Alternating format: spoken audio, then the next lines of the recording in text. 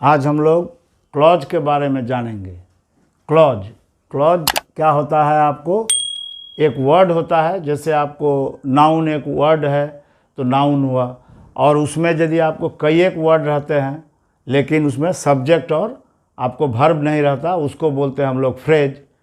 और कई एक वर्ड का समूह, और जो है आपको सेंटेंस तो है लेकिन आपको जो है सो वह पूरा सेंटेंस नहीं होता, उसका अर्थ जाहिर नहीं होता, लेकिन सब्जेक्ट और वर्ब आपको होता है, उसको हम क्लॉज बोलते हैं। जैसे मान लीजिए ये सेंटेंस देखिए, जैसे व्हेयर ही लिव्स, या इस तरह का, इसका अपना कोई मीनिंग नहीं निकलता है, लेकिन इसके साथ जब हम लगाते हैं tell me where he lives, तो इसका देखिए आपको एक अर्थ क्लियर हो रहा है।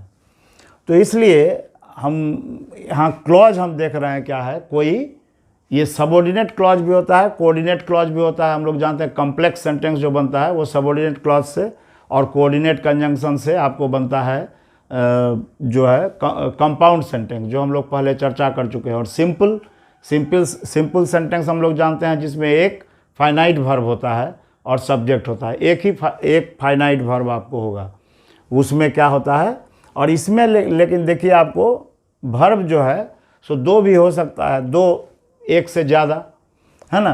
तो इस तरह से हम देख रहे हैं जो, क्योंकि दो यहाँ पर आपको जो है ये क्लॉज हो गया जो आपको सबऑर्डिनेट कोई कंजंक्शन से जुड़ा रहता है, मेन क्लॉज। ये देखिए मेन क्लॉज है टेल मी।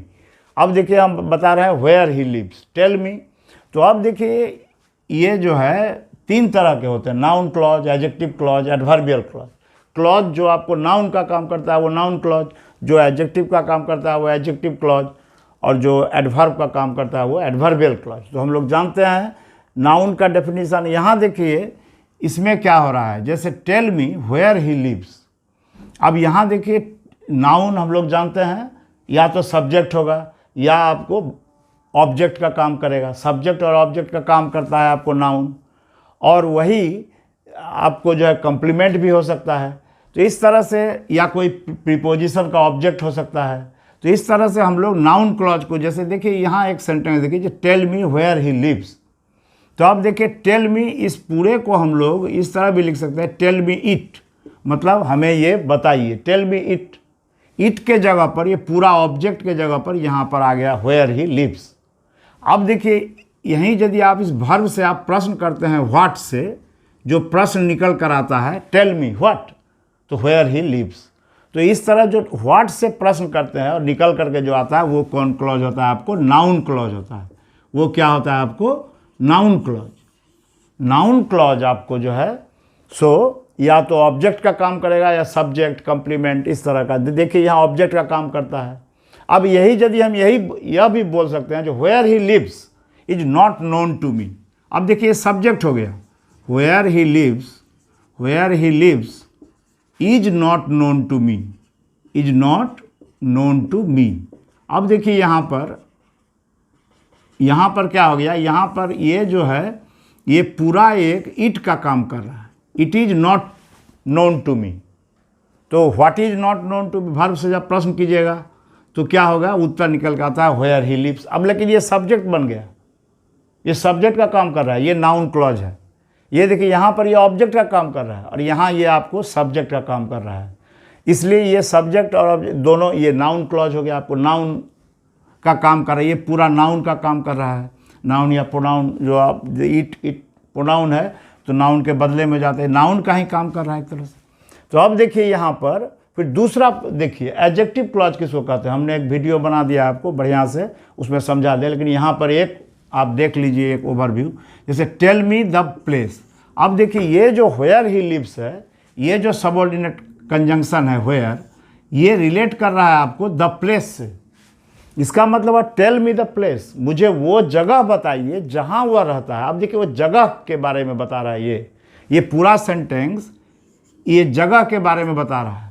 तो ये तो एक नाउन है, द लगा हुआ है यहाँ देख रहे हैं हम, तो ये नाउन है, इसको रिलेट कर रहा है। ये रिलेटिव एडवर्ब है, तो रिलेटिव यहाँ पर क्या कर रहा है, ये कंजंक्शन का काम कर रहा है। Where, tell me the place where he lives. अब देखिए नाउन से चूंकि रिलेट कर रहा है, नाउन की जो विशेषता बताता है या नाउन को जो डिस्क्राइब करता है उसको हम क्या करते हैं, आप कहते हैं एडजेक्टिव। इसलिए ये देखिए एक ही रह करके भी ये आपको क्या कौन क्लॉज हो गया, एडजेक्टिव क्लॉज हो गया।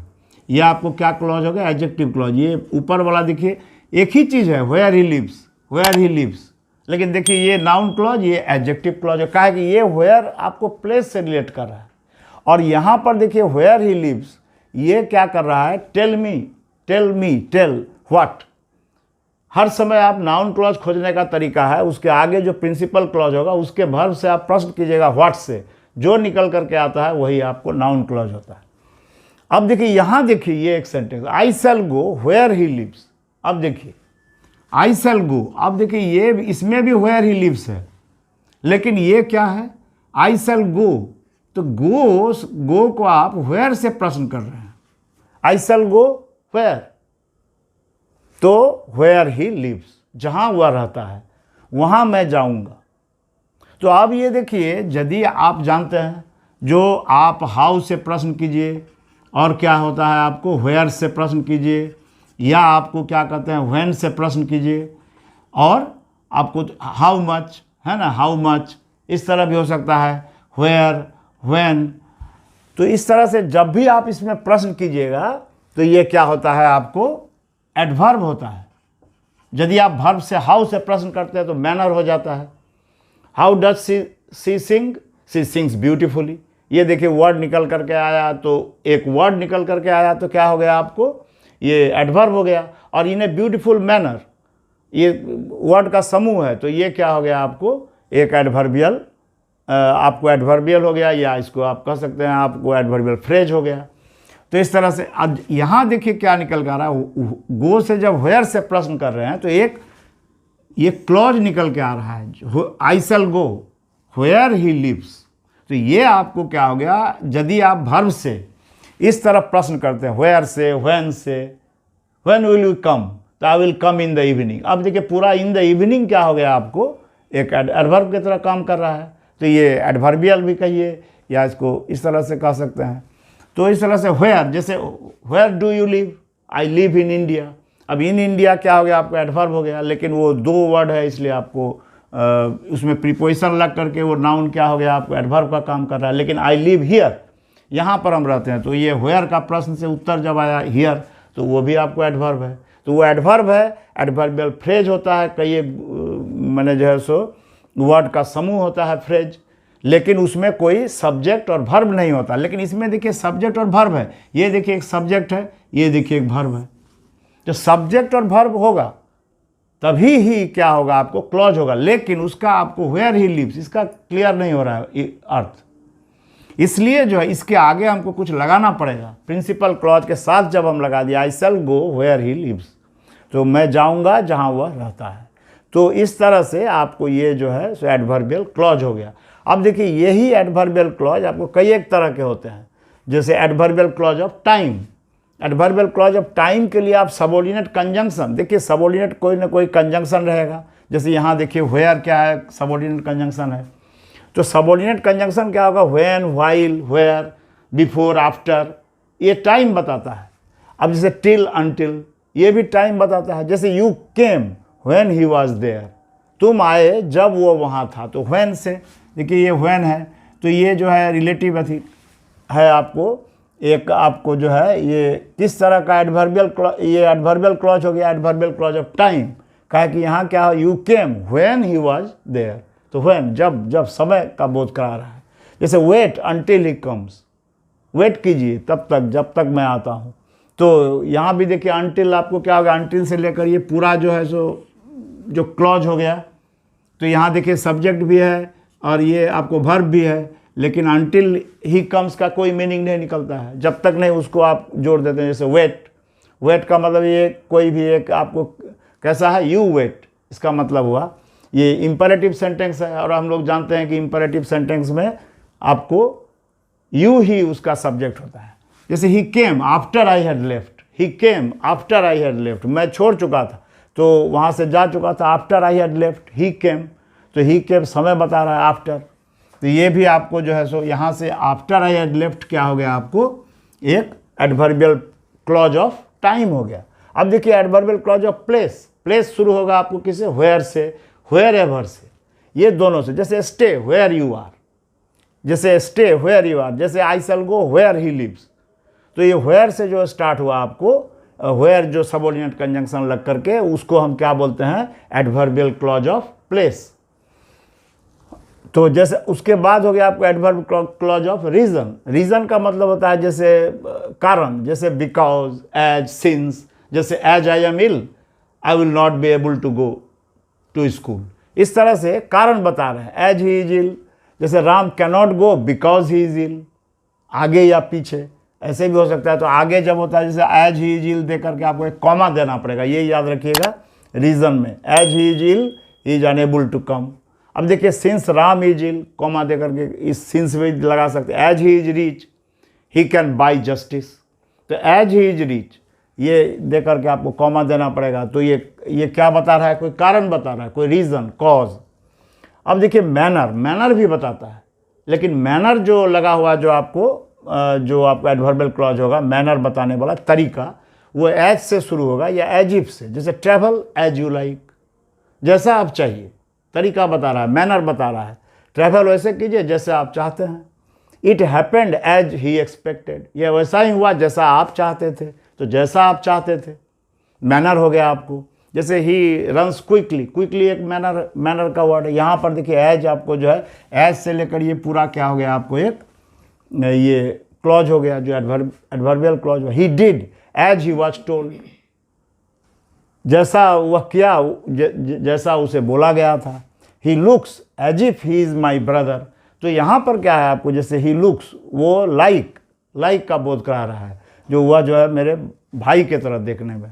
तो he looks as if he is my brother. तो उसके बाद आपको जो है देखिए ये 4 मेन टाइप के जो है इस तरह के। और कंडीशन लगाकर भी आप क्या होता है, कंडीशन का भी आपको एडवर्बियल क्लॉज होता है, एडवर्बियल क्लॉज ऑफ कंडीशन। जो कंडीशन का मतलब क्या होता है, कोई शर्त आप बता रहे हैं, जो इफ से शुरू होता है, इफ से, अनलेस, इन केस, इस तरह के सबऑर्डिनेट कंजंक्शन से शुरू होता है। सबऑर्डिनेट क्लॉज जब भी होगा आपको, noun clause, adjective clause, adverb, एक सबऑर्डिनेट कंजंक्शन होगा। आपको हम बता दिए थे फैन बॉयज करके, जो आपको कोऑर्डिनेट कंजंक्शन होता है। एफ माने फॉर, एंड, बट, ये सब आपको कोऑर्डिनेट कंजंक्शन है जो कंपाउंड सेंटेंस बनाते हैं। इसको छोड़ करके बाकी सारे क्या हैं आपको सबऑर्डिनेट कंजंक्शन। ये जो है सो आपको एडवर्बियल क्लॉज में देखने को मिलते हैं, और नाउन क्लॉज और एडजेक्टिव क्लॉज में भी मिलते हैं। जैसे नाउन क्लॉज और एडजेक्टिव क्लॉज में जैसे जितना भी WH वर्ड है वो सभी हो सकता है।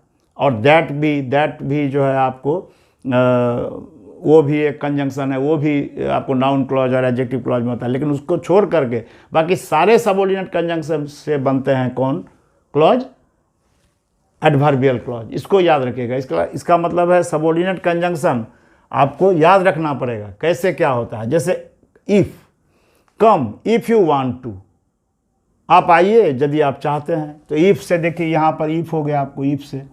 और if you eat too much you will be ill, यदि आप ज़्यादा खाते हैं तो आप क्या पड़ जाइएगा, बीमार पड़ जाइएगा, ज़्यादा खाएंगे तो। If I labour hard I will get success, if I labour hard I will get success. तो यदि मैं जो है सो क्या होता है, तो ये क्या बता रहा है आपको, शर्त बता रहा है।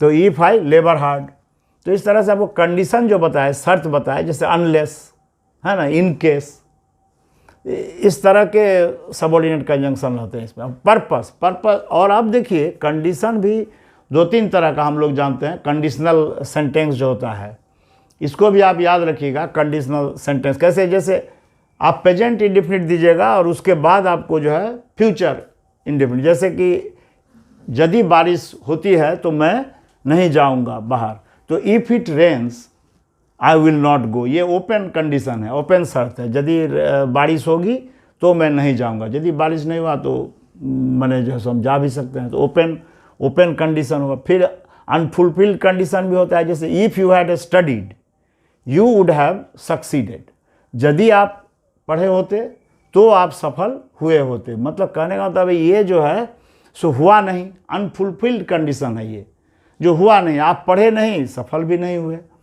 और ये एक तीसरा कंडीशन होता है जिसको हम बोलते हैं इमेजिनरी या इम्प्रोबेबल। ये सिचुएशन इम्प्रोबेबल है। जैसे if I were a bird, मैं तो बर्ड हूँ नहीं, लेकिन if I were a bird I would sing, तो if I were a bird I would sing. तो यहाँ पर क्या हो रहा है आपको देखिए, ये इम्प्रोबेबल सिचुएशन है, ये इमेजिनरी सिचुएशन। इसमें भी आप, ये भी एक शर्त का, 3 तरह का शर्त होता है, इस तरह हम लोग व्यवहार करते हैं इंग्लिश में। इसको याद रखिएगा, ये पूछा जाता है परीक्षा में।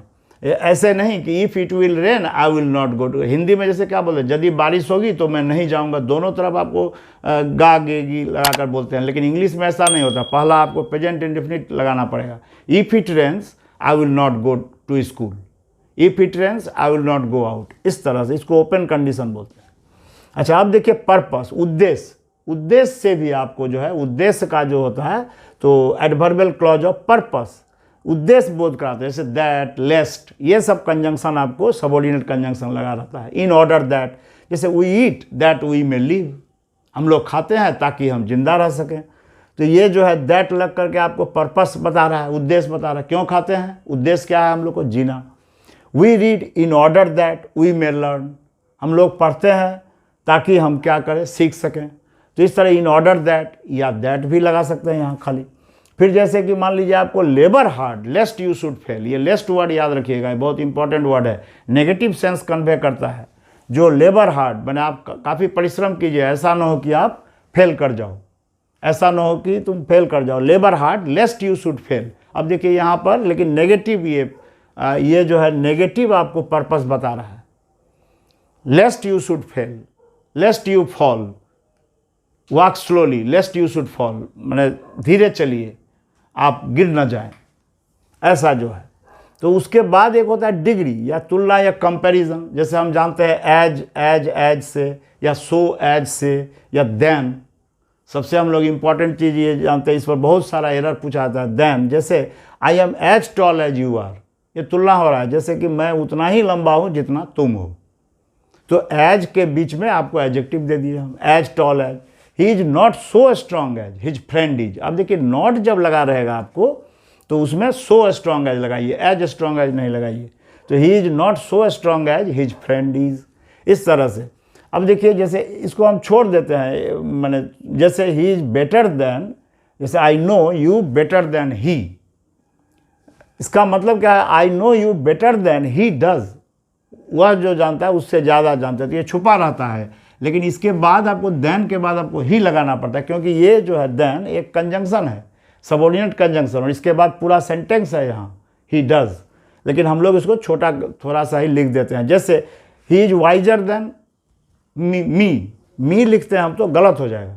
ही इज वाइजर देन क्या होगा, आपको आई होगा। कहे कि he is wiser than I am, इस तरह से ये सेंटेंस है देन से। जैसे she is taller than you, she is taller than you. हर समय आपको जो है इस तरह का, यदि आपको कंजंक्शन लगा रहेगा, 2 सेंटेंस रहेगा, तो यहाँ पर आपको देना पड़ेगा ही। लेकिन यहाँ यदि प्रीपोजिशन के रूप में यदि देन आया तब आप वहाँ मी दे सकते हैं, क्योंकि हम जानते हैं कि प्रीपोजिशन क्या लेता है, ऑब्जेक्ट लेता है। प्रीपोजिशन हर समय ऑब्जेक्टिव रूप लेता है, किसका, आपको कोई प्रोनाउन का या कोई नाउन, वो ऑब्जेक्टिव केस में आता है। अब देखिए कॉन्सेशन या कॉन्ट्रास्ट, विपरीत, जैसे दो, ऑल दो, ये सब ऐसे वर्ड हैं जो विपरीत अवस्था को बताते हैं। जैसे ऑल दो या दो आप देकर बोलते हैं, जो ऑल दो, दोनों में कोई भी यूज कीजिए। He is poor, he is honest, although he is poor, he is honest, though he is poor, he is honest. तो इसमें एक विपरीत, एक कॉन्ट्रास्ट का बोध हो रहा है कि वह जो है क्या है, पुअर है, फिर भी वह क्या है, ऑनेस्ट है। जैसे even if it is cold I shall go, मैंने यदि अभी क्या होगा, ठंडा भी है तो भी मैं जाऊंगा। तो यहाँ पर क्या आप दिखा रहा है, कंट्रास्ट दिखा रहा है। तो इवन इफ भी इसका व्यवहार हो सकता है। Even if it is cold I will go या आई शैल गो, जैसा बोली। रिजल्ट और इफेक्ट भी आपको है, एडवर्बियल क्लॉज ऑफ रिजल्ट भी हम बोलते हैं, या उसको इफेक्ट भी बोलते हैं। दैट लगकर, जैसे I am so tired that I can not walk, I am so tired that I can not walk. तो इस तरह से ये जो सेंटेंस हुआ आपको क्या बता रहा है, ये दैट के बाद जो ये है आई कैन नॉट वॉक, ये रिजल्ट हुआ, मैं इतना थका हुआ हूँ कि मैं चल नहीं सकता हूँ। तो इस तरह से he is so ill that he can not walk. इस तरह से जो हम लोग क्या करते हैं, दैट जो यहाँ से ये जो सेंटेंस हुआ, ये इसका क्या हुआ, इफेक्ट हुआ, रिजल्ट हुआ। वो टायर्ड है या इल है तब वह चल नहीं सकता है, इसलिए ये पूरा सेंटेंस आपको एक रिजल्ट का बोध करता है, एडवर्बियल क्लॉज ऑफ रिजल्ट। ये हुआ। फिर आपको देखिए एक्सटेंट भी होता है, जैसे परिमाण या इस तरह से एज फार एज, जैसे as far as I know the man is, this man is honest. तो इसका मतलब क्या हुआ, as far as I know the man is honest, जितना कि मैं जानता हूँ, एज फार एज एक्सटेंट का बोध करा रहा है। ये भी आपको एडवर्बियल क्लॉज है। और इस तरह से हम लोग देखें 10 तरह का, माने ये एडवर्बियल क्लॉज विभिन्न तरीके से काम आता है। Adverbial clause of time, adverbial clause time, तो टाइम, प्लेस, रीजन और मैनर, ये चारों चीज़ देखिए, यही तो एडवर्ब है। जो आप कोई भी वर्ब से जब प्रश्न करते हैं, हाउ से, वेयर से, व्हेन से और व्हाई से, जो निकल करके आता है वही क्या होता है, आपको एडवर्ब होता है। ये मैनर एडवर्ब है, प्लेस एडवर्ब है। तो उसी तरह यदि कोई सेंटेंस मतलब क्लॉज निकल करके आता है, यदि कोई फ्रेज निकल करके आता है, वो एडवर्बियल फ्रेज हो गया। और जब कोई क्लॉज निकल करके आ रहा है, जैसे देखिए आई shall go where he lives, तो ये प्लेस का आपको क्या हो गया, ये एडवर्बियल क्लॉज। तो क्लॉज हम लोग देख रहे हैं, क्लॉज एक इम्पॉर्टेंट चीज़ है। क्लॉज हम लोग इस तरह से इसको हम लोग समझने की कोशिश करते हैं।